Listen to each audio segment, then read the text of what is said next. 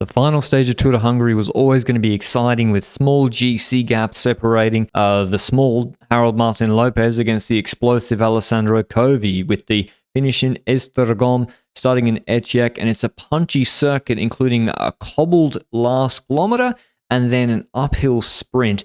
Two sprints where bonus seconds are given to at the beginning, one at the beginning and two near the finish. So with Lopez only about 6 or 7 seconds ahead of Covi and 10 seconds ahead of Albert Philipsen, it was really tricky for him today, especially when Philipsen straight away took 3 seconds back at that first intermediate sprint. Covi couldn't take any, and the little Trek leader, I thought this was them leading out Philipsen. Philipsen's the guy who led it out the whole time. Kirsch did the lead out, and then Teutenberg's actually behind Philipsen, taking away the other seconds.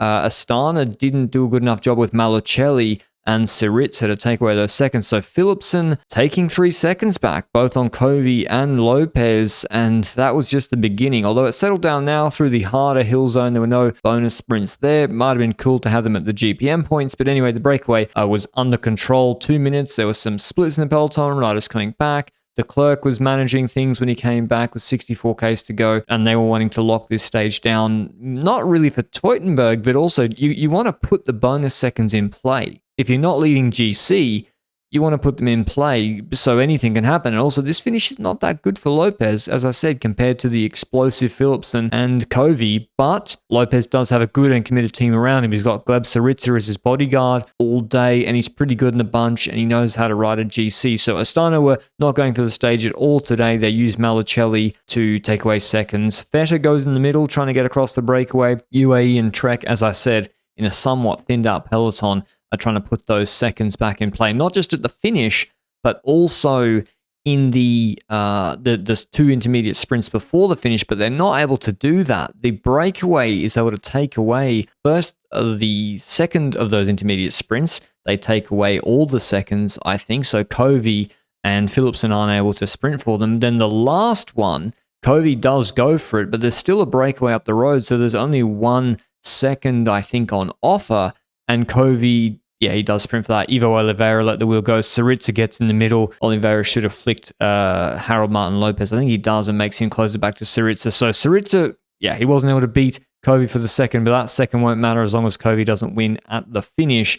But still looking thinned out. Jayco still have Groenewegen there. They do a recon of the finish a few times, but they didn't turn right. They go right at that, just after that sprint point, to go up to the finish in front of it. It's beautiful building, actually. So a really nice finish. I don't remember this before from Tour de Hongrie. Maybe I missed it, but yeah, this is actually a very, very attractive finish. Bahrain tried to anticipate. Luke Durbridge in the Australian National Champs jersey is closing that down for Jayco Alula. They won with Dylan Groenewegen. They won another one. And here is that hobbled entry with Owen Geleen and Otruba just being caught with just under the Flamme Rouge, pretty much. Jayco rattle through the pave, through the narrow buildings in the street. This is almost Fiat Panda territory, and they go straight past the 2 guys in the breakaway. And if you're not in position here, you're going to have a tough time moving up. With the lead-outs beginning, Danny Van Poppel's in the green jersey, second wheel. UAE are a cluster of 3 riders, with Covi the third of them. Groenewegen's got a man in front of him. He looks good in this position here, Groenewegen. He's got Mezgets there. It's looking fine. But in these corners, he gets all bent out of shape. He gets on the wrong side of Covi, who also just lets the gap open. He begins to slide himself through the group, through these corners. Teutenberg, he loses the wheel there, and that's a big problem for him. He's now on a gap when I think the Jayco Alula rider gets in front of him, Mezgets, and then he drops the wheel later. So Ivo Oliveira is the MVP of this lead out. He goes in front of Jayco through these corners. Van Poppel in position, Milano third. With the corners, with the uphill, he spanks it. Covi is then in front of Groenewegen. He drops the wheel. But also for Lopez, that's fine. If he's not competitive for the finish, Covi, which he wasn't, maybe they were trying to do that, UAE. I don't think so, because it wasn't really realistic. You see Covi completely dropping the wheel here, and Ivo Oliveira smashing it. UAE obviously accepted just the GC podium, and we're going for Milano victory. Oliveira, I mean, he's done such a good job this week as the lead out, with his brother out of the race, pretty much the sole guy in the final 2Ks for Milano. And to put him in this good a position, to make sure he's staying on the wheel, to recheck over and over he's there, yep, and to maintain the front for this long, basically ruin everybody. Kopecky, Groenewegen, they're all out of it. Teutenberg was, he spent his bullet coming back to them. So impressive from Oliveira. I mean, look how long he's gone. It's still, I thought Van Poppel was going to undercut him, but he couldn't into the last corner.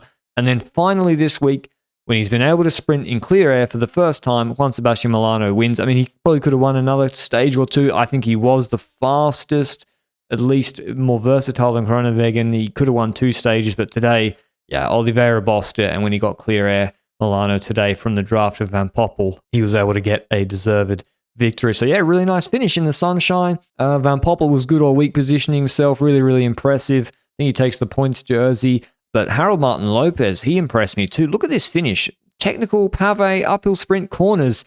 He finishes on the wheel of Covey, basically 12th or 13th in this sprint. I don't know where Philipsen was. That's Teutenberg, the Trek rider. Yeah, look where Lopez is. He finished behind Covey and them, and he gets, look at his little fist bump. Little fist bump over the line, securing GC. Very impressive. I think the best GC result of his career so far. But Milano wins out of Van Poppel and Teutenberg. Ivo Oliveira. Kopeck's very good in positioning, actually, for Novo Nordisk. Always in position. Gonzalez, Hestes, De Wilde, Nicolau, and Covey. Here is what Milano had to say. Oh, the stage also is very hard. This 3 pass in the climb, in the start in the circuit is really hard. But today I have really good legs. Also the climb, also now in the final circuit, and I speak with the team. I try to the bonus second for Kobe, but it's impossible, no? What was the tactic on the final sprint? It was more for the stage win with you, or you tried something with Kobe for the GC? These two, but today the more important is take the climb, no? In the final, the 300 meters to go. This is more important. Put in position, because after the last corner is 150 meters. It's impossible passing, no? And Ivo started to 300 meters, and it's really good work, and nothing. Thank you for my team. Thank you, Andre, Thomas, and all the staff. In terms of GC, Harold Martin Lopez takes home the champagne. He wins ahead of Covey, Philipsen third on a meager 7 and 10 seconds, and Hayek, Castellon, Novak, Feldhofer, Eiking, Berare, and Van Hokke. But I hope you enjoyed these Tour de Hongrie recaps. Astana keep taking the UCI points. I'm going to do a Tour of Turkey recap this week and talk a bit more about those UCI points. But until then, ciao.